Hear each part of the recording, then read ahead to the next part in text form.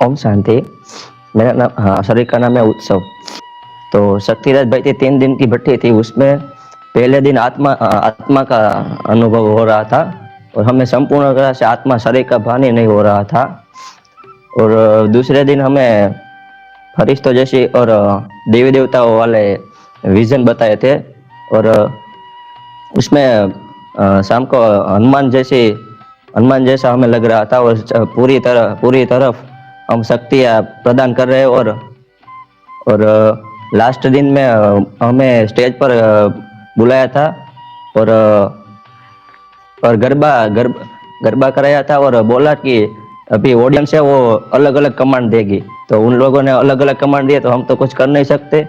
वैसे ही हमें भी हमारे जीवन में और किसी के नहीं सुनना और बाबा की और हमें ठीक लगे वैसा ही करना है। ऐसी सुपर पावर भट्टी कराई थी। ओम शांति।